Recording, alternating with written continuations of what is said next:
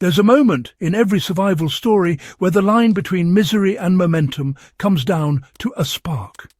Not a roaring flame, not a bonfire, just one stubborn ember that refuses to die in the wind. And in World War II, some soldiers found that ember in the last place anyone expected, pressed into the steel edge of a razor blade. Yes, the same blade meant for scraping stubble off a freezing jaw became a fire starter that worked when storms shredded morale and rain turned gear into dead weight. This is the kind of trick that doesn't just sound clever, it sounds impossible. But it worked. Over and over. And it still works today if you understand why. Let's break down how this small, ordinary piece of steel became one of the most underrated survival tools of the entire war. World War II kits weren't exactly overflowing with luxury, but razor blades were standard. High-carbon steel, thin, precise, and soldiers used them daily to keep up military grooming regulations, even when everything around them was chaos. But the front lines didn't care about routine. Rain soaked matches to mush. Flint went missing in the churn of mud and shell shock. And when the battlefields of Europe and the Pacific turned into wet, unforgiving forests, troops did what troops always do. They improvised. Somewhere between trial, error, and pure desperation, a pattern emerged. Carbon steel plus current plus moisture equals heat. Serious heat. Enough to turn a blade from shaving tool to ignition source.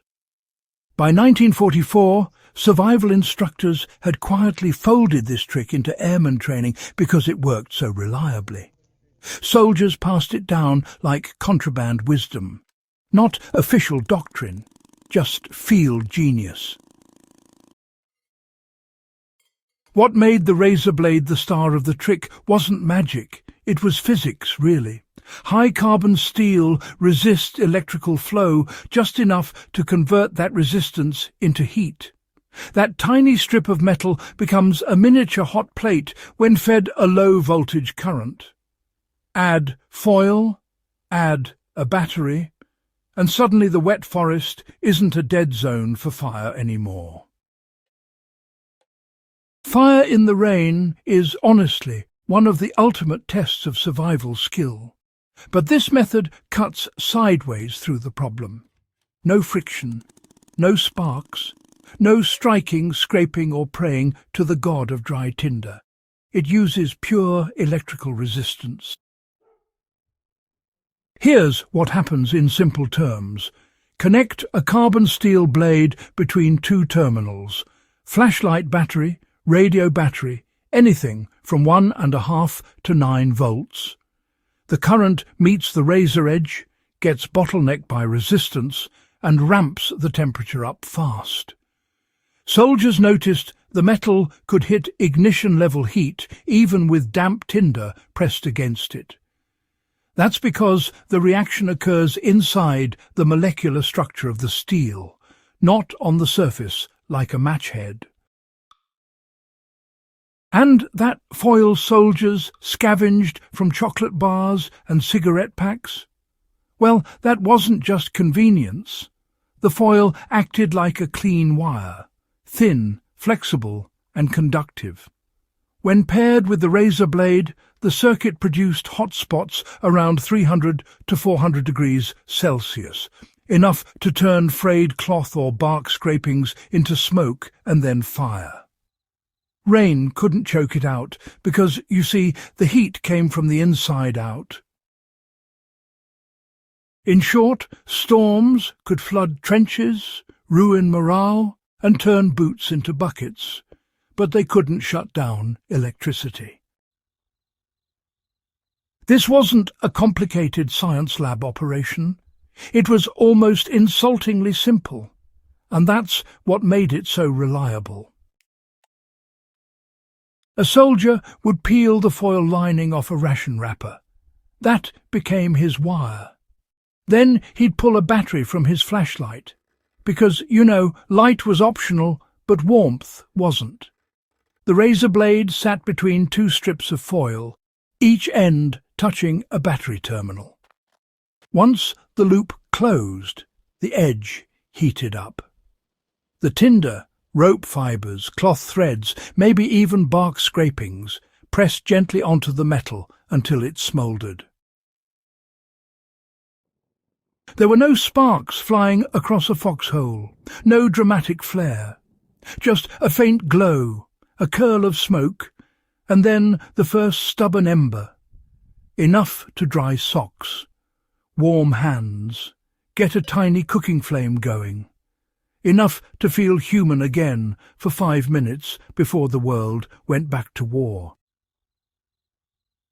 This knowledge didn't spread through manuals. It spread through cold soldiers, passing quiet wisdom across the lines. Real fieldcraft, real living history. You don't need World War II gear to test this. You don't even need to be outdoors. This is one of the rare survival skills that bridges history and practicality perfectly.